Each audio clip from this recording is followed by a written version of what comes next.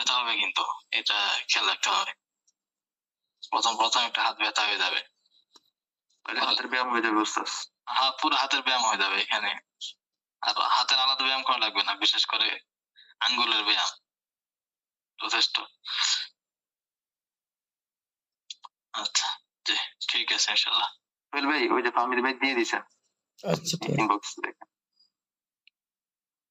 তাহলে আমাদের নামাজের আদব সংক্রান্ত আলোচনা শুরু হয়েছিল। আচ্ছা, তাহলে এখানে নামাজের সব আদব কিন্তু নিয়ে আসা হবে না, আমাদের কিছু আদব বলতে এটাকে আবার মুস্তাহাব বলা হয়, মুস্তাহাব বলা যায়। আদব মুস্তাহাব একই কথা, যেটা রাসূলুল্লাহ সাল্লাল্লাহু আলাইহি ওয়াসাল্লাম হয়তো জীবনে এক দুইবার করেছেন বা মাঝে মাঝে করেছেন, সবসময় করতেন না, এগুলো হলো আদব বা মুস্তাহাব। আর যেটা সবসময় করতেন, লাগাতার করতেন, সেগুলোকে বলা হয় সুন্নাত। এক নাম্বার কি ছিল? একটা ছিল ইখরাজুর রাজুলি কাফাইহি মিন কুম্মাইহি ইনদা তাকবীরি। পুরুষদের জন্য তার উভয় হাতা থেকে উভয় হাত বের করা তাকবীর বলার সময়। তো যেটা এখানে ইখরাজুর রাজুল বলছে, সেই হিসেবে এখানে মারআ বা মহিলা যারা আছে তারা এই হুকুমের অন্তর্ভুক্ত হবে না। মহিলাদের ক্ষেত্রে তারা হাত বের করবে না। আচ্ছা, এরপরে দেখেন। আচ্ছা, যেহেতু আমরা নামাজ পড়ি, আমরা মাসলা পড়ার আগে একটু বলি। আচ্ছা, মানুষ যখন দাঁড়ানো অবস্থায় থাকে তখন তার দৃষ্টি কোন দিকে থাকবে নামাজে?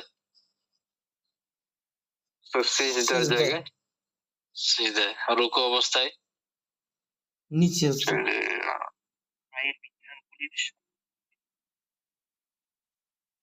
জি, রুকুতে ওস্তাদ পায়ের বৃদ্ধাঙ্গুলির ওই জায়গাটাই। জি, মাশাআল্লাহ, আমার পায়ের দিকে আর কি। যখন সিজদায় যাবে সেক্ষেত্রে নাকের দিকে, নাকের দিকে। মাশাআল্লাহ। এরপরে যখন এই যে বসে, বসার সময় এক্ষেত্রে তো হাঁটু বা হাতের দিকে মনে হয়। মানে কোলের দিকে আর কি, অর্থাৎ দুই হাঁটুর দিকে, কোলে। আচ্ছা, এরপরে সালামের সময়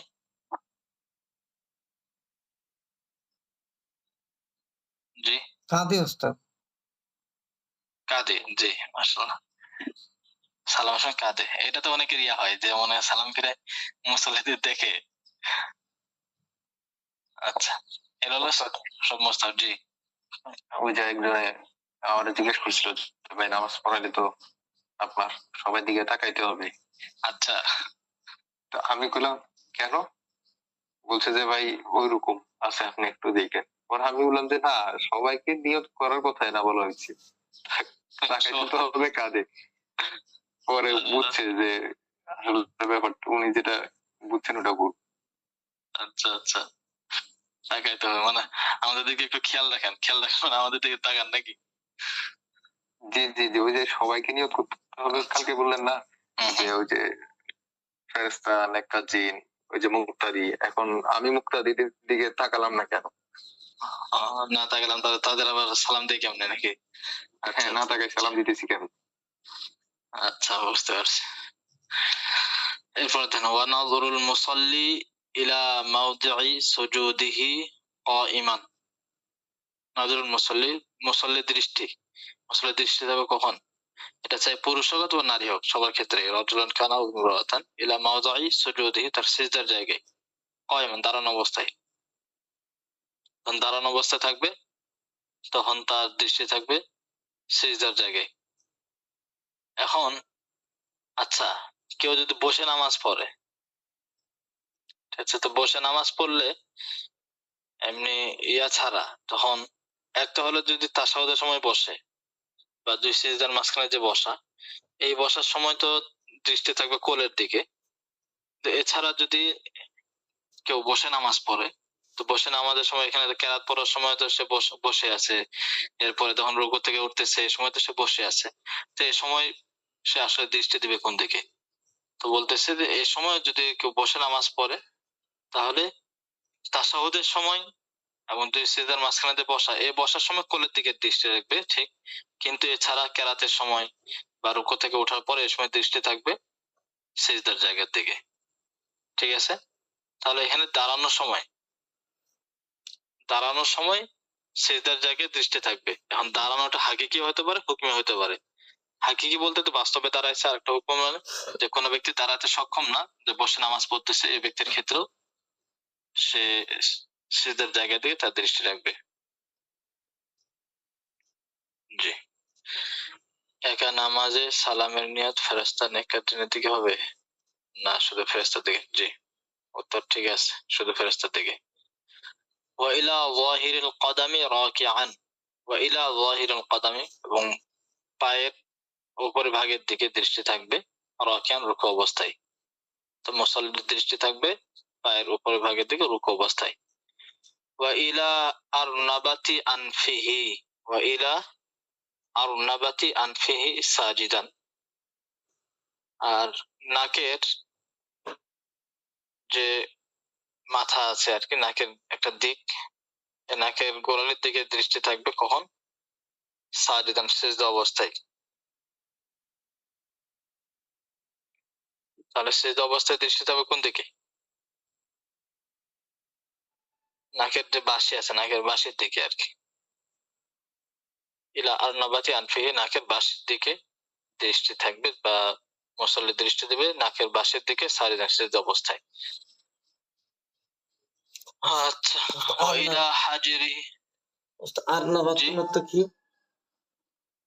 এখানে হলো যে আরনাবাতন মানে বাঁশি, ওই দেখেন নিচে দেওয়া আছে তরফ আনফি, নাকের একটা দিকে, অর্থাৎ যে নাকের উঁচাতে জায়গাটা আর কি। নাকের কিনারা। হ্যাঁ, নাকের কিনারা, উঁচা জায়গাটা। ওয়া ইলা হাজিরিহি জালিসান, এবং জালিসান বসা অবস্থায় দৃষ্টি থাকবে ইলা হাজিরি, তার কোলের দিকে। তো এগুলো তো সহজে। এটা কি হাজরুন না হুজুর? হাজরুন। আচ্ছা আচ্ছা, ওয়া ইলাল মানকিবাইনি, বা মানকিবাইনি মুসাল্লিমান, উভয় কাঁধের দিকে দৃষ্টি থাকবে মুসাল্লিমান, সালামের সময়, যখন সালাম ফিরাবে।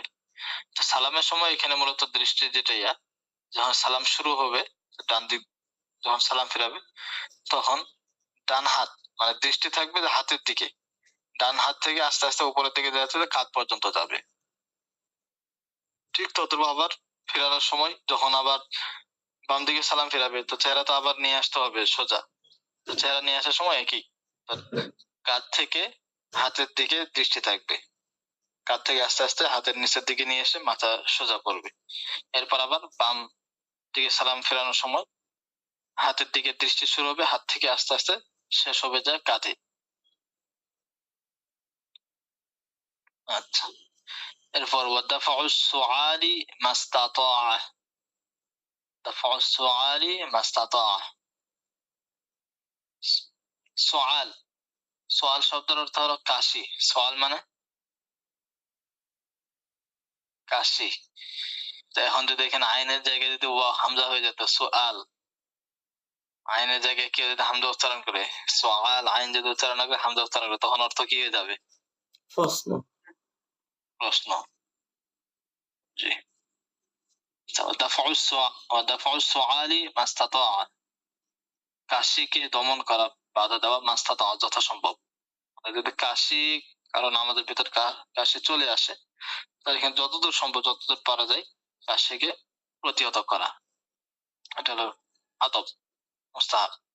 এখন যদি চলে আসে তাহলে তো আলাদা বিষয়, কিন্তু একটু চেষ্টা করা যেন এটা না আসে, প্রতিহত করার চেষ্টা করা। আচ্ছা, ওয়া কাযমু ফামিহি ইনদা তাসাউবি, ওয়া কাযমু ফামিহি ইনদা তাসাউব, তাসাউব মানে হলো হাই তোলা, হাই তোলা না, হাই তোলার সময় যদি কখন মানে এমনি তো ইচ্ছাকৃত হাই তুলবে, যদি চলে আসে, হাই চলে আসে, তাহলে হাই তোলার সময় কাযমু ফামিহি, তার মুখকে বন্ধ রাখা। মুখ বন্ধ রাখবে বলতে কিভাবে? হয়তো হাত দিয়ে হাই তোলার সময় মুখ তো খুলে যাবে, এটাই স্বাভাবিক, মুখ না খুললে আবার হাই তোলা হলো নাকি? তো এই সময় মূলত হাত দিয়ে মুখকে বন্ধ করে রাখা। ঠিক আছে, কাজমু ফামিহি, মুখকে বন্ধ রাখা, ইনদা তাসাউবি, হাই তোলার সময়। এই শব্দগুলো তো জানা আছে তো আপনাদের নাকি অর্থ? মনে থাকবে তো ইনশাল্লাহ। কাজমুন ওয়াল কাযিমিন ওখান থেকে আল কাযিমিন আল গায়জ, যে রোধ কি করে, নিজের রাখে, কন্ট্রোল করে, বন্ধ করে রাখে, আটকে রাখে। দাফা আর অর্থ কি হবে উস্তাদ সেখানে? দাফন মানে প্রতিহত করা, আটকে রাখা, প্রতিহত করা। আচ্ছা দাফাউ সুআল, ওই যে কাশিকে প্রতিহত করা মাস্তাদা যথাসম্ভব। কাজমু ফামিহি, হ্যাঁ। ওয়াইদা মান মান কি বাইনি মুসাল্লিমান, মুসাল্লিমান মানে ওই সালাম, সালাম ফেরানোর সময়, সালামরত অবস্থায়, সালাম ফেরানোর সময় কাঁধের দিকে, মানকাব, মানকিব কাঁধ। আচ্ছা, ওয়াল কিয়ামু হিনা কিলা হাইয়া আলাল ফালাহ, হাইয়া আলাল ফালাহ বলার সময় দাঁড়ানো। ওয়াল কিয়ামু দাঁড়ানো, হিনা কিলা যখন বলা হবে হাইয়া আলাল ফালাহ, যখন হাইয়া আলাল ফালাহ বলা হবে ওই সময় দাঁড়ানো, ইমাম মুসাল্লি সবার ক্ষেত্রে। আচ্ছা, এটা হলো একটা বিষয় যে দাঁড়াবে কখন, জামাতের জন্য, বিশেষ করে জামাতের জন্য দাঁড়াবে কখন। তো এই ক্ষেত্রে এই কিতাবে যেটা আছে, এছাড়া আরো বিভিন্ন কিতাবে এই মাসলাটা আছে যে যখন হাইয়া আলাল ফালাহ বলবে ওই সময় দাঁড়াবে। আচ্ছা, হাইয়া আলাল ফালাহ বলার সময় দাঁড়াবে, এটা মূলত কখন? এটা হলো যে যদি মনে করেন যে কাতার আগে ঠিক করা আছে, সব কাতার ঠিক করে বসছে, দাঁড়ানোর পরে আর কাতার ঠিক করার কোনো প্রয়োজন নাই, সব মনে কাতার ঠিক করে এভাবে বসে আছে কাতার ঠিক করে, তো এখন এই ক্ষেত্রে যখন হাইয়া আলাল ফালাহ বললো ওই সময় দাঁড়ায় নামাজ শুরু করলো, এটা মুস্তাহাব। কিন্তু এখন যেটা বর্তমান আমাদের যে অবস্থা, এখন যদি হাইয়া আলাল ফালার সময় দাঁড়ায়, তাহলে এক মুস্তাহাবের উপর আমল করতে গেলে দেখা যাবে তাকবীর বেলায় ছুটে যাবে। কারণ হাইয়া আলাল ফালার সময় দাঁড়াবে, দাঁড়ানোর পরে কাতার ঠিক করতে এই দিক যাবে ওই দিক যাবে, ওই দিক থেকে ইমাম সব তাকবীর বলে কেরাত শুরু করে দিবে, তারপর কাতার ঠিক হবে না। তো এই জন্য উলামায়ে কেরাম পরবর্তী অন্যরা বলেছেন যে না, একামত শুরু হলে ওই সময় সবাই দাঁড়াবে, একামতের পাশে হলে একামতও চলবে, এদিকে কাতারও ঠিক হয়ে যাবে। কিন্তু যদি কোনো জায়গায় ইয়া থাকে, পুরো কাতার বা এই ধরনের কোনো সমস্যা আশঙ্কা না থাকে, তাহলে তারা যদি এটার উপর আমল করতে চায় করতে পারবে, কোনো সমস্যা নাই। এই আলাল ফালাহ বলার সময় দাঁড়ান।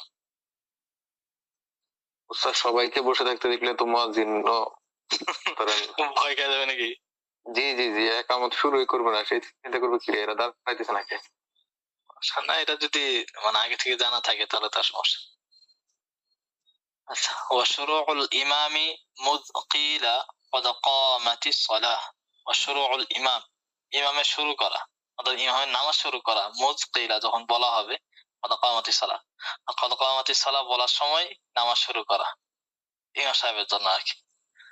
তাহলে এটাও কিন্তু এটা পরবর্তীতে এটার উপর আমল হচ্ছে না, উলামায়ে কেরাম আমলের কথা বলেন না। তার কারণ হলো যে যদি ক্বাদ কামাতিস সালাহ বলার পরে বা যখন বলবে ওই সময় যদি ইমাম সাহেব তাকবীর বলে, তাহলে মুক্তাদিরা কি ভাববে যে এই আল্লাহু আকবার কি এটা একামতের আল্লাহু আকবার মুয়াজ্জিন সাহেব বলছে নাকি ইমাম সাহেব আল্লাহু আকবার বলছে তাকবীরে তাহরিমা, এটার মধ্যে হয়তো দেখা যাবে যে অনেকটা সমস্যা হয়ে যাবে। এজন্য এটার উপরও আমল হচ্ছে না। তো এই ক্ষেত্রে উলামায়ে কেরামের যে সেটা হলো যে একামত শেষ হবে এরপরে তাকবীর বলবে। তাহলে কি উস্তাদ এটা সুন্নাত ছিল? এখানে তো সুন্নতের আলোচনা হচ্ছে না, এটা তো আদবের আলোচনা হচ্ছে, মুস্তাহাবের আলোচনা। মুস্তাহাব দুই একবার হয়তো রাসূল সাল্লাল্লাহু আলাইহি ওয়াসাল্লাম করেছেন, দুই একবার করলে তাহলে বাকিগুলো কি করেছেন? অন্য সময় হয়তো তাকবীর একামত শেষ হয়েছে এরপরে নামাজ শুরু করেছেন, এটাই আদব তো বলাই হবে, মুস্তাহাব তো বলা হয় যেটা রাসূল সাল্লাল্লাহু আলাইহি ওয়াসাল্লাম কখনো কখনো করেছেন, বেশি না, সবসময় করতেন না। তাইলে তো উস্তাদ হইলই, আমরা যে সন্দেহগুলো নিয়ে ঘুরতেছিলাম সেগুলো তো সমাধান হয়ে গেল। কি সন্দেহ? ওই যে চিন্তা করতেছিলাম যে এরকম হলে এরকম হবে, এটা তো আসলে আদব হ্যাঁ, রয়েছে।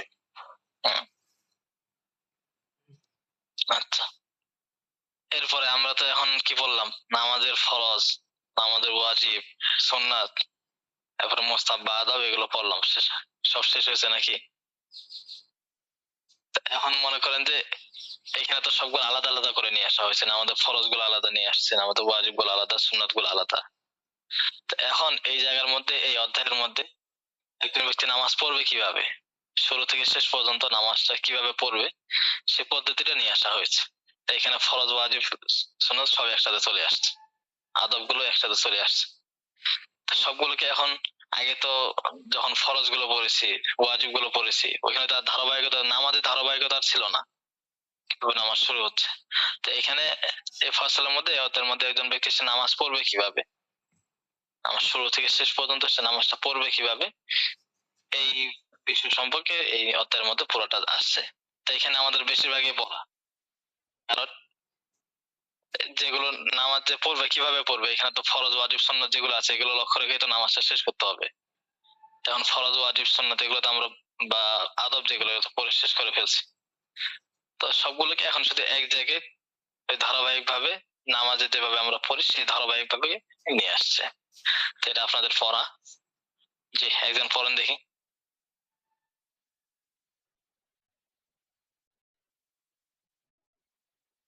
জি, বলেন একজন। আচ্ছা, আমি এটা বলে দিই, ফাসলুন ফি কাইফিয়াতি তারকিবিস সালাহ। ফাসলুন মানে তো অধ্যায়, ফি কাইফিয়াতি তারকিবিস সালাহ। তারকিবিস সালাহ মানে নামাজ আদায় করা, নামাজ বানানো, নামাজ গঠন করা, নামাজ গঠন করার পদ্ধতি সংক্রান্ত। নামাজ গঠন করা বলতে নামাজ পড়া, নামাজ পড়ার অবস্থা সংক্রান্ত এই অধ্যায়।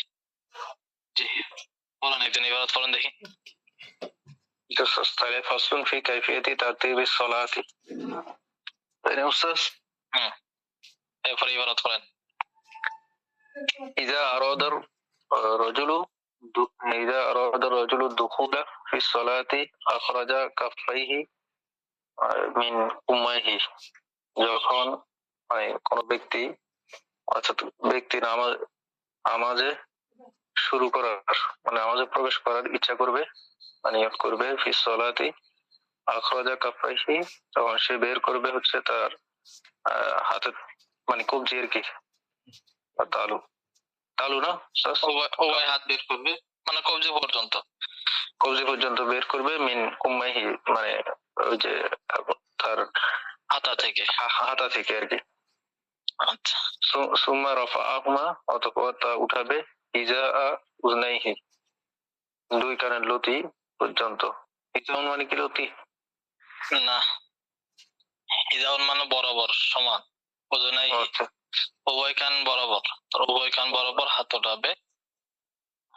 সুম্মা সুম্মা কাব্বারা বিলা বিলা মাদ নাকি বিলা মাদ্দিন নাবিয়ান। মাদ্দিনে হওয়ার কথা উস্তাদ, এটাই বুঝতেছি। মাদ্দিনে হওয়ার কথা, কিন্তু আমার কাছে ওইটা সন্দেহ। আচ্ছা, কাব্বারা বিলা মাদ্দিন না না উইয়ান। আচ্ছা দেখেন, তাহলে ইযা আরাদা রাজুলু দুখুলা ফিস সালাহ, যখন কোন ব্যক্তি, এখানে কিন্তু রাজুল বলছে, পুরুষের কথা বলছে, যখন কোন পুরুষ নামাজে প্রবেশ করার ইচ্ছা পোষণ করবে, নামাজে প্রবেশ করা মানে নামাজ শুরু করার ইচ্ছা পোষণ করতে, যে কোনো নামাজ হতে পারে, আখরাজা কাফাইহি মিন কুম্মাইহি, তার তো উভয় হাতা থেকে বের করবে। আচ্ছা, কাফন মূলত বলা হয় কবজি পর্যন্ত, যে হাত যেটা আছে, ঠিক আছে, কবজি পর্যন্ত এটাকে বলা হয় কাফন। এখন এখানে আবার হাতের তালুর যে দিকটা, এটাকে বলা হয় বাতিনুল কাফ, মানে হাতের ভিতরের অংশ। আর তালুর বাইরের যে দিকটা, পিঠ যেটা, তালুর পিঠ, এটাকে বলা হয় যাহিরুল কাফ। আর এছাড়া মূলত কাফন বলতে বা কাফাই বলতে কাফাইনি, কাফাইনুলের তাসনিয়া, আর যদি কাফন বলে ওয়াহিদ, এটা বলা হয় কবজি পর্যন্ত, পুরোটাকে বলা হয় কাফন। আচ্ছা, বাস উম্মা রাফাআহুমা হিদা উযুনাইহি, এরপর উভয় হাত উঠাবে তার উভয় কান বরাবর। কান বরাবর বলতে এক্ষেত্রে বলেছেন যে উভয় হাতের বৃদ্ধাঙ্গুলির মাথা কানের লতি বরাবর উঠবে। তাহলে এটা কিন্তু প্রথম বলেছে কাদের ক্ষেত্রে, আলাদা রজুল, পুরুষদের ক্ষেত্রে। আর নারীরা ওনারা করবে কি, ওনারা হাতা থেকে বের করবে না, এবং পাশাপাশি ওনারা হাত তুলবে কাঁধ বরাবর, কান বরাবর না। সুম্মা কাব্বারা বিলা মাদ্দিন নাবিয়ান, সুম্মা কাব্বারা তো তাকবীর বলবে, বিলা মাদ্দিন, মাদ শব্দের অর্থ কি? টেনে পড়া। ফিলা মাতিন টানা ছাড়াই, ফিলা লানা লামাতিন টানা ছাড়া নাবিয়া নিয়ত করে, অর্থাৎ নামাজের নিয়ত করে তাকবীর বলবে। তাকবীরের মধ্যে যে এখানে আল্লাহু আকবার যেটা আছে এখানে টানবে না। এটা তো মোটা করে দিছে, মোটা করে দিছে, তার মানে এটার ব্যাখ্যা আছে। হ্যাঁ, ব্যাখ্যা তো আছে।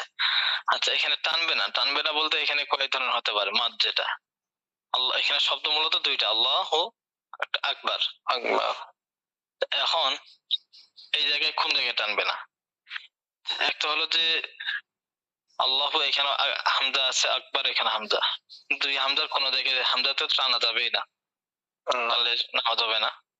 যেমন একটা আল্লাহু, তো আল্লাহর শুরুতে যদি হামজাতে টানে তাহলে নামাজ হবে না, নামাজ ভেঙে যাবে, কারণ তখন প্রশ্নবোধক হয়ে যাবে। আর কেউ যদি ওটা এতেকাদ করে এভাবে বলে থাকে অর্থ জেনে শুনে, তাহলে তো সে আসলে আল্লাহ বড় কিনা এই ব্যাপারে তার কি হয়ে যাচ্ছে, সন্দেহ হয়ে যাচ্ছে, বা ইচ্ছাকৃত ভাবে সে এই সন্দেহ নিয়ে আসতেছে, তখন তার ইমানই থাকবে না। এই ক্ষেত্রে যদি ভুলক্রমে যদি কি করে থাকে, হামজাকে যদি টেনে ফেলে এখানে যে টান দিয়ে দেয়, তাহলে এক্ষেত্রে নামাজ হবে না। আর ল যেটা, এটা তো টানতে হবে, তবে এখানেও আবার টানার ক্ষেত্রে এক আলিফ মধ্যে হবে। যদি দুই তিন আলিফ বা দুই আলিফেরও বেশি হয়ে যায়, তখন অনেকে এটাকে মাকরু বলেছেন। আর হুতে যদি কেউ টান দিয়ে দেয়, আল্লাহ হুতে কেউ টানলে নামাজ হয়ে যাবে, তবে এটা শাব্দিক ভুল। তো শর্ত মাকরু তানজিয়া মাকরু তাহরিমি হবে না, নামাজ হয়ে যাবে, এখানে সমস্যা নাই। তাহলে শুরুতে টানলে ভেজাল আছে, মানে নামাজ হবে না। শেষে টানলে এটা শাব্দিক ভুল, তবে নামাজ হয়ে যাবে। এরপর আকবার, আকবারের শুরুতে এখানে হামজাতে টানলে তো নামাজ হবে না। আবার বার যেটা আছে, বার এখানে টানলেও নামাজ হবে না, কারণ আমরা বলেছিলাম আকবার যেটা, আকবার শব্দের অর্থ কি? সবচেয়ে বড় বস্তু, জি, সবচেয়ে বড়। সবচেয়ে বড় তো আকবার। আকবার যদি টান দিয়ে বলি, এটা অর্থ আরেকটা অর্থ। ওইটা তো জিজ্ঞাসা করতেছি কি অর্থ, ওইটার অর্থটা কি? জি, বাদ্যযন্ত্র সমূহ। হ্যাঁ ওস্তাদ ওদিন বললেন না বাদ্যযন্ত্র। আকবার এটা হলো কাবারনের বহু বচন। কাবার মানে হলো বাদ্যযন্ত্র, ঢোল, তবলা, তবলাকে বলা হয় কাবারন। আকবার এটা কাবারনের বহু বচন, সে হিসেবে তবলা সমূহ মানে বাদ্যযন্ত্র আর কি, এজন্য ওই ক্ষেত্রে নামাজ হবে না। আচ্ছা, তাহলে সুম্মা কাব্বারা বিলা মাদ্দিন নাবিয়ান, অথবা নামাজের নিয়ত করে টানা ছাড়াই তাকবীর বলবে। এখানে শুধু টানবে এক জায়গায়, আল্লাহু, এই লার মধ্যে টান হবে, আর কোনো জায়গায় টান হবে না। উস্তাদ, জি, অনেক সময় দেখা যায় যে যেমন প্রথম রাকাত শেষ করে যখন দ্বিতীয় রাকাতের জন্য উঠি, ওঠার সময় ওই তাকবীরের মধ্যে লয়ে একটু লম্বা টান দেওয়া হয়, এটা কি মাকরু হয়ে যাবে?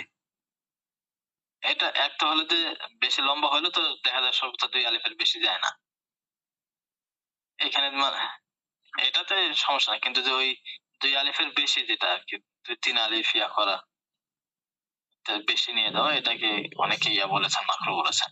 বা অনেকে আবার বলেছেন খেলাফ ভালো, মাকরু বলতে মাকরু তানজিহের কথাই বলেছেন, মাকরু তাহরিমের কথা বলা নাই। উস্তাদ, আজানের ক্ষেত্রে খেয়াল করছেন যে প্রথম আল্লাহু আকবার এটা আস্তে করে দেয় অনেক জায়গায় আজানের মধ্যে, এরপরে আল্লাহু আকবার এমন টানা টানে, ওটা ধরেন 1-2 মিনিট পর্যন্ত টানে। ওটা আজানের ক্ষেত্রে যে বিষয়টা, আজানের ক্ষেত্রে তাকবীর একটু মানে কালিমার থেকে বেশি পড়তে পারবে, তবে যদি বেশি টানে, এই ক্ষেত্রে আর কি যেটা নিয়ম হইলো, সেটা হলো যে প্রথমটা যেই পরিমাণ টানবে প্রথমবার, দ্বিতীয়টাও সেই পরিমাণ টানবে। এটা এখন দেখা যায় যে আল্লাহু আকবার আল্লাহ এই টান চলে, মানে প্রথমটা হালকা টান দিয়ে দ্বিতীয়টাতে, প্রথমটা অনেক সময় দেখা যায় এক আলিফা পুরা করে না, অনেকেই করে না, করে না। হ্যাঁ, এটা করে দ্বিতীয়টাতে মনে করেন যে আবার টানতে থাকে, এটা সুন্নাতের খেলাফ আর কি। আচ্ছা, এরপরে দেখেন ويصح الشروع بكل ذكر خالص لله تعالى كسبحان الله। ويصح الشروع, নামাজ শুরু করা সহি হবে, বিকুল্লি যিকরি, প্রত্যেক এমন যিকিরের মাধ্যমে যেটা খালিস লিল্লাহ, একমাত্র আল্লাহর জন্য, যেটা আল্লাহর সাথে খাস, আল্লাহর জন্য একমাত্র। তো এমন জিকির যে জিকিরটা একমাত্র আল্লাহর জন্যই, ওই জিকিরটা মানুষের ক্ষেত্রে বলা যায় না। এমন প্রত্যেক জিকিরের মাধ্যমে নামাজ শুরু করলে নামাজ শুরু সহি হয়ে যাবে। আল্লাহ আকবার না বলে সুবহানাল্লাহ বললে যেমন সুবহানাল্লাহ, হ্যাঁ, এটা মানে এটা আমাদের ফরজটা আদায় হবে, কিন্তু ওয়াজিব আদায় হবে না। হইলো কি তাহলে? আল্লাহু আকবার বলা হলো ওয়াজিব, তাকবীর বলা ওয়াজিব। এখন হইল না বলতে কেউ যদি ভুলক্রমে আর কি সুবহানাল্লাহ বলে ফেলছে ভুলে, তাহলে সিধা সাও দিলে নামাজ হয়ে যাবে। আচ্ছা, কিন্তু যদি এমন কোন শব্দ বলতে, যেমন আল্লাহুম্মা গফিরলি ইত্যাদি অন্য ধরনের শব্দ, সুবহানাল্লাহ ছাড়া এমনি অন্য কোন শব্দ বলছে যেটা আল্লাহর সাথে খাস না, তো আল্লাহর ক্ষেত্রেও বলা যায়, তো আল্লাহর সাথে খাস না, মানুষের ক্ষেত্রে সেটা চাওয়া যায়। তো এই ধরনের শব্দ যদি ভুলেও বলে ফেলে, তাহলে তো নামাজ শুরুটাই সহি হবে না, কারণ এখানে ফরজ ছুটে গেছে। সিজদা সাও এটা বিষয়টা আলাদা, তার নামাজই হবে না। কিসের কথা বলতেছেন ওস্তাদ? নামাজ শুরু করা। আচ্ছা, জি। আচ্ছা, তাহলে এইটা মূলত ফরজের বিষয়টা নিয়ে আসছে। এছাড়া তো আল্লাহু আকবার বলে তাকবীর বলা, যেটা আল্লাহু আকবার যেটা, এটা তো ওয়াজিব। আমলের মধ্যে কোনো পার্থক্য না, শুধু এখানে ইতিকাদি বিষয়গুলোতে পার্থক্য। ওয়া ইয়াসিহু শুরুউ বিকুল্লি যিকরিন, প্রত্যেক আমল যিকিরের মাধ্যমে নামাজ শুরু করা সহি হবে, যা খালিসান লিল্লাহ, আল্লাহর জন্যই খাস, যেটা একমাত্র আল্লাহর জন্যই, যে যিকিরটা তাআলা। সুবহানাল্লাহ, যেমন সুবহানাল্লাহ, আল্লাহু আযম, আল্লাহু আকবার ইত্যাদি এই ধরনের শব্দ। ওয়া বিল ফারিসিয়্যাতি ইন আজাজা আনিল আরাবিয়্যাতি, ওয়া বিল ফারিসিয়্যাতি, এবং ফার্সি ভাষায়, ফার্সি শব্দাবলী দ্বারা, ইন আজাজা যদি অক্ষম হয়ে যায়, আনিল আরাবিয়্যাতি আরবের ব্যাপারে, অর্থাৎ কেউ আরবি বলতে সক্ষম না, আরবি জানে না, আল্লাহু আকবার বলতে পারতেছে না আরবিতে, তাহলে এই ক্ষেত্রে সে তার যে ভাষা, যদি সে তার নিজস্ব ভাষায় অন্য কোনো ভাষায় সেটা বলে, এমন শব্দ বলে যেটা একমাত্র আল্লাহর জন্য, যে আল্লাহ মহান, আল্লাহর প্রতি পবিত্রতা, আল্লাহ সবার বড়, এভাবে বললেও নামাজ হয়ে যাবে, শুরুটা হয়ে যাবে, ফরজটা আদায় হবে আর কি। আরবিতে ফার্সি বলতে, জি ফার্সিতে বুঝলো হবে ওস্তাদ? হ্যাঁ, জি, এটা কখন ইন আজাজা আনিল আরাবিয়্যাতি, যদি আরবি সম্পর্কে, আরবি ব্যাপারে সে উচ্চারণ করতে অক্ষম হয়, মানে তার মুখ দিয়ে আরবি আসেই না, এত শিখতেছে, চেষ্টা করতেছে, কিন্তু মুখ দিয়ে আরবি সে নিয়ে আসতে পারতেছে না, সে তো অক্ষম। অক্ষম তো সে করবে কি? এটা ঠিক আছে। নামাজটা বাংলায় হবে।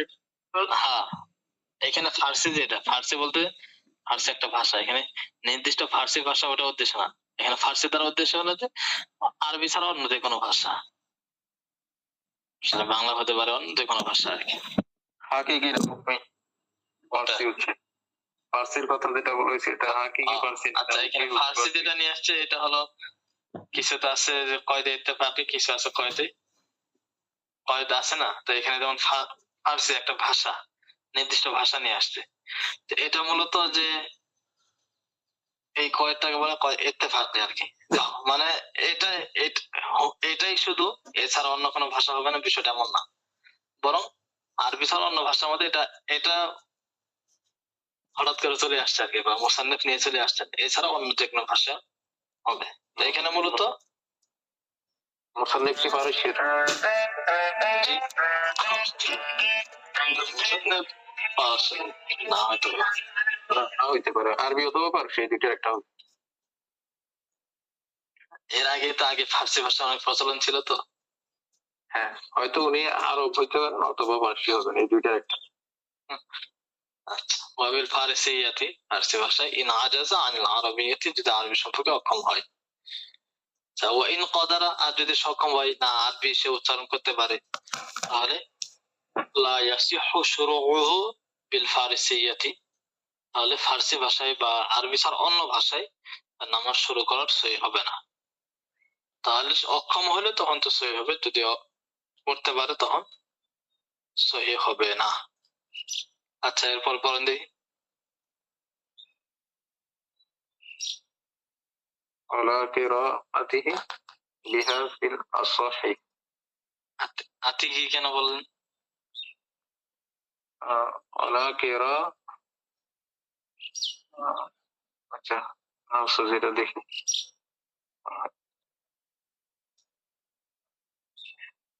একটু বাইনার সতরের দিকে তাকান তাহলে বুঝে যাবেন।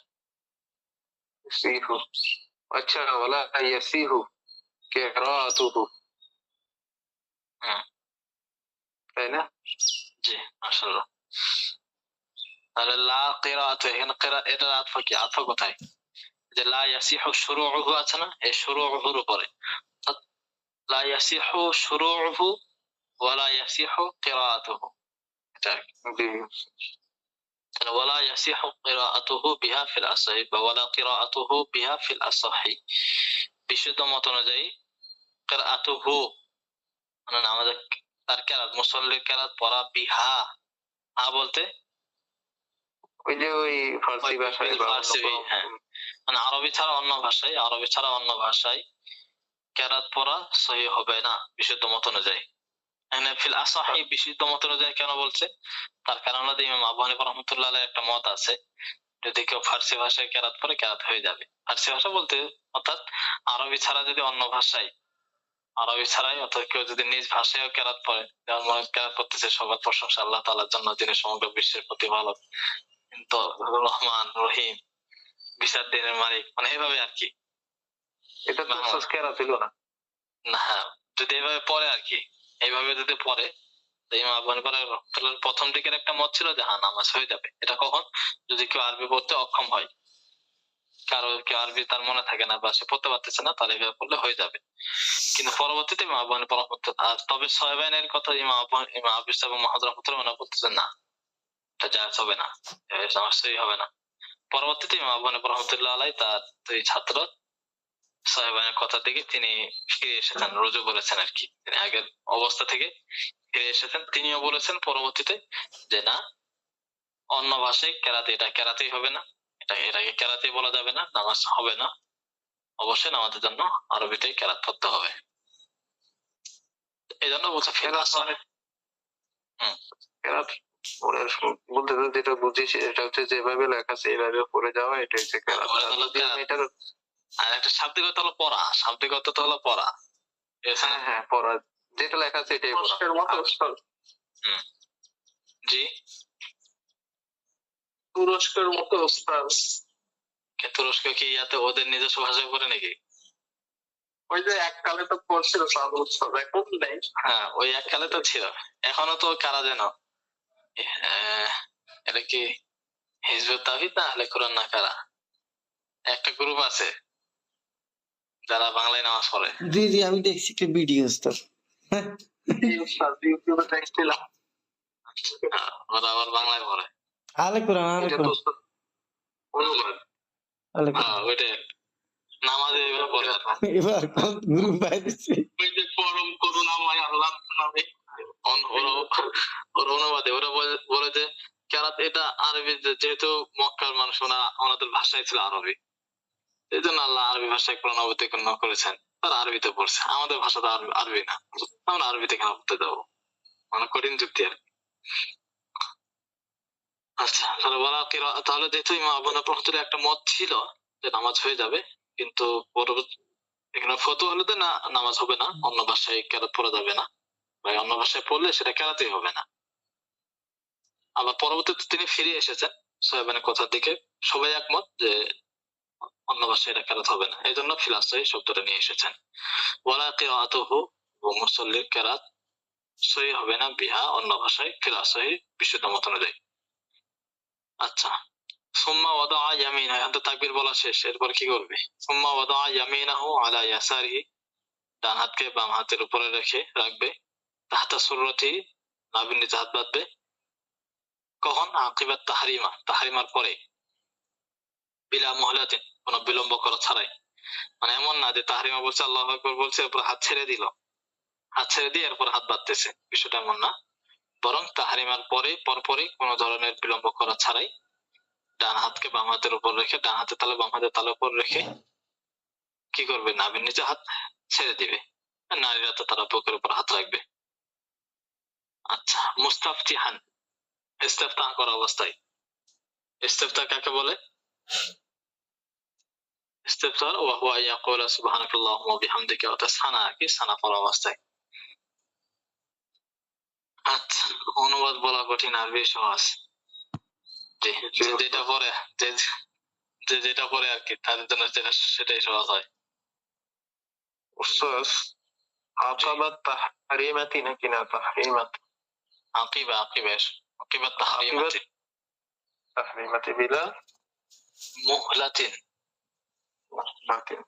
বিলা মুহলাতিন, কোনো বিলম্ব করা ছাড়াই। ওস্তাদ জি, মাদ্রাসা গুলাতে কি এগুলা কি এবারত গুলো পড়তে নাকি? জি, ইবাদত করতে দেয়, হ্যাঁ। অবশ্যই। এইগুলোতে হুম। মাঝে মাঝে দেয় আর কি, সবসময় ইয়া করে না। এগুলো মানে আগে থেকে দেখে আসলে আস্তে আস্তে যোগ্যতা বাড়ে আর কি। উস্তাদ ওহুয়া আন ইয়াকুলা নাকি? হ্যাঁ, উস্তাদ ওই অনুবাদের কথা চিন্তা না করলে একটু ভালো। এটা হইলো যে অনুবাদ যখন সে অনুবাদের করার দরকার হইব তখন অনুবাদ, এমনি শুরুতে অনুবাদ চিন্তা না করলে তখন এটা নিজেদের মানে মাতৃভাষার মতো মনে হয় আর কি। আর অনুবাদের কথা চিন্তা করলে তখন যেটা হয় যে আচ্ছা অনুবাদ করতেছি, এই সবকিছু আবার মাথার মধ্যে আবার ঘুরে এটার বাংলাটা কি, আর মুখ দিয়ে আরবিটা আসে না, বুঝলেই হইলো। পরে যখন বয়স হবে অনুবাদের তখন অনুবাদ নিয়ে চিন্তা করাটা ভালো আমার মনে হয়। না এখনই তো বয়স আবার কখন হবে? না না না উস্তাদ, ওইটা না। অনুবাদ মানে আমি তো জিনিসটা বুঝতেছি, তাই না? যে বলার পরে আমি হয়তো বাংলাটা সঠিক বাংলাটা মনে করতে পারতেছি না, কিন্তু আমি বুঝে যাইতেছি। এটা এই অনুবাদটা দরকার। কিন্তু দেখা যাচ্ছে কি না, বুঝতে তো হবে। এখন বুঝতে পারলে তো আপনি মানে এখন নিজে বোঝা, আরেকজনকে বলা বুঝাতে পারে। এখন একটা হলো শাব্দিক অনুবাদ, আর একটা হলো ভাব অনুবাদ। যদি ভাবার্থ যদি চলে আসে তাও আলহামদুলিল্লাহ। হ্যাঁ, বাবা তো হইলে হইছে। তবে শাব্দিক অনুবাদ এটা হলো যে আপনার মনে পরীক্ষার ক্ষেত্রে, এগুলোর ক্ষেত্রে, বিভিন্ন ক্ষেত্রে, কিন্তু মূল হলো ভাবার্থ। মনে হলো ভাব অনুবাদ, এটা হলো মূল মানে যেন এমন যেন আবার না হয়ে যায় যে আমি আবার ভুল বুঝতেছি, এটা হলে কিন্তু আবার আরেকটা হয়ে যায়। জি জি জি, ও একটু মানে কোনোভাবে আপনাকে বুঝাইতে পারলে হয়েছে যে হ্যাঁ এটা। কিন্তু ওই যে অনুবাদের চাপ নিতে গিয়ে যদি দেখা যাচ্ছে কি আর বাসায় উঠতে পারতেছি না। না, অনুবাদটা একটু ঠিক রাখতে হবে। কেন? তার কারণ মনে করেন যে যখন এখন তো হয়তো আমরা মাসালা কিতাব পড়তেছি, এখানে ভাবার্থ করলেই হয়ে যাচ্ছে, কিন্তু যখন আপনি হাদিসের কিতাবে যাবেন ওইখানে দেখা যায় যে এক শব্দ থেকে অনেক কিছু, বা কোরআনে আয়াতে বিভিন্ন এমন আছে যে সব জায়গায় ভাব অনুবাদ করলে হয় না কিছু, কারণ অনেক শব্দ এমন আছে যে শুধু শব্দের কারণে অনেক বিধানের মধ্যে এদিক সেদিক হয়। তো ওইগুলোতে যেন একটু ইয়া হয়ে যায়, ঠিক থাকে, এজন্য এটার একটু চেষ্টা করা। শাব্দিক অনুবাদটা থাকলে ভাবানুবাদ এমনিতে চলে আসবে, পারবে। আর অনেক সময় দেখা যায় যে ভাবানুবাদ আসবে কিন্তু শাব্দিক অনুবাদটা হয়তো অনেক সময় নাও আসতে পারে। তো ওই যে মানে আমি বলতে চাচ্ছিলাম যে এই যে কাপ্পাহি, এটা যদি কাপ্পাহি এটা যদি বলে তাহলে তার মাথার মধ্যে যাতে কুদ্দে চেহারাটা আসে, শব্দ আসুক আর না আসুক, ঠিক আছে? আচ্ছা, মানে হ্যাঁ, ওইটা শব্দ হয়তো অনেক বাংলা শব্দ আসবে না, স্বাভাবিক, এটা তো হয়, অনেক সময় হয়তো আসবে না, কিন্তু মূল অর্থটা বুঝতে হবে।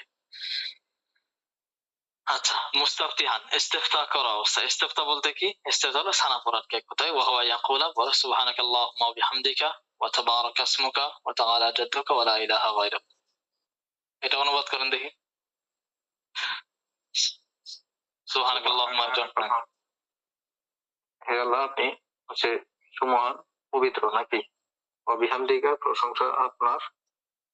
সুবহানাল্লাহ, আপনার পুত পবিত্রতা বর্ণনা করছে। সুবহানাক আল্লাহুম্মা ওয়া বিহামদিকা, আপনার প্রশংসা সহ। ওয়া বিহামদিকা, হ্যাঁ, অবিহামদিকা ওয়া তাবারাকা ইসমুকা, আপনার নাম হচ্ছে বরকতময়। আর জাদ্দুকা, জাদ্দুল শব্দের অর্থ কি? মর্যাদা, আপনার মর্যাদা সমুন্নত নাকি সমুন্নত? সমুন্নত, আপনার মতো সমহান, সমুন্নত। ওয়ালা ইলাহা গায়রুক, আপনি ছাড়া কোনো ইলাহা নেই। আর একটু মানে আমাদের মধ্যে যেগুলো পড়ি এগুলোর অর্থগুলো থেকে একটু খেয়াল করার দরকার। কারণ দেখা যাবে যে তখন নামাজে আরেকটু মন বেশি বসবে। দরুদের অর্থ তো জানা আছে, এরপরে ওই যে তাহিয়াত তাশাহুদের অর্থ, এরপরে দোয়া মাসুরা, নামাজের মধ্যে যত তাসবিহাত আছে এগুলোর অর্থগুলো একটু কিন্তু মনোযোগ দিতেই হবে। ধরেন আপনি যতই আরবি জানেন আর বুঝেন, ওইটাই তো, আপনি যদি একটা মনোযোগটা দিতেই হবে, মানে মনোযোগটা দেওয়া আর একটু সহজ হবে আর কি। জি জি জি মনোযোগ দিলে বুঝতে পারবে, কিন্তু যে আরবি জানে না সে তো মনোযোগ দিলেও কিছু বুঝবে না, এতটুকুই বেশি। এরপর দেখেন, ওয়াইয়াস্তাফতিহু কুল্লু মুসাল্লিন, মুসাল্লিন ওয়াইয়াস্তাফতিহু, ইস্তিফতাহ করে মানে সানা পড়বে প্রত্যেক মুসল্লি, প্রত্যেক মুসল্লি অর্থাৎ ইমাম, মুক্তাদি সবাইকে সানা পড়তে হবে, সবাই সানা পড়বে। তবে যদি কোনো ব্যক্তি এমন হয় যে ইমাম সাহেব মানে জামাত শুরু হয়ে গেছে, ইমাম সাহেব কেরাত শুরু করে ফেলছেন, এরপরে কেউ আসে ইক্তেদা করলো, তাহলে এই সময় কিন্তু আর সানা পড়বে না, শুধু তাকবীর বলবে, এই সময় সানা পড়বে না। তাহলে সানা পড়বে ওই সময় পর্যন্ত, যতক্ষণ পর্যন্ত ইমাম সাহেব কি করেননি, কেরাত শুরু করেননি। আর যদি এমন হয় যে ইমাম সাহেব কেরাত শুরু করে ফেলছে, তখন কিন্তু আর মুসল্লি বা মুক্তাদি যে আছে সে সানা পড়তে পারবে না, ঠিক আছে, সে সানা পড়বে না। বা ইমাম সাহেব কেরাত যখন শুরু করে ফেলবে, ওই সময় মনোযোগ দিয়ে ইমামের কেরাত শুনতে হবে। আচ্ছা, এটা তো হলো যে যেখানে অনেক সময় এমন হয় যে সানা একটা বা দুইটা ওয়ার্ড বা বাক্য পড়ছি, এর মধ্যে ইমাম সাহেব কিরা শুরু করে দিলেন, এই অবস্থায় কি শেষ করবো নাকি ওইখানে থামিয়ে দিব?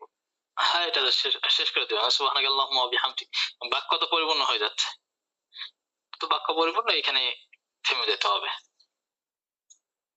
আচ্ছা, এটা তো হলো যে যদি যেগুলো ইমাম সাহেব কেরাত পড়তে জোরে, যেখানে কেরাত পড়ে যে নামাজগুলোতে, এটাতে তো স্পষ্ট বোঝা যাচ্ছে যে এখন যদি এমন হয় যে জোহরের নামাজ বা আসরের নামাজ, এই নামাজগুলোতে কেমনে কি করবে, তো এখানে মূলত একটা আইডিয়া করবে যে আসলে ইমাম সাহেব কেরাত তাকবীর বলছে কখন, এখন আমি যখন তাকবীর বলতেছি, এখন এই সময় ইমাম সাহেব কেরাত শুরু করছে কিনা, এটা একটু আইডিয়া করবে। যদি দেখা যায় যে কোন সময় হয়ে গেছে যে কেরাত শুরু হয়ে গেছে, তখন সানা পড়বে না। আর যদি দেখা যায় যে না, হয়তো মাত্র তাকবীর বলছে, এখনো কেরাত শুরু হয়নি, কারণ ইমাম সাহেব তাউযুবিল্লাহ বিসমিল্লাহ বলবে, মুক্তাদি তো সেটা বলবে না, তখন সেক্ষেত্রে সে পড়ে ফেলবে।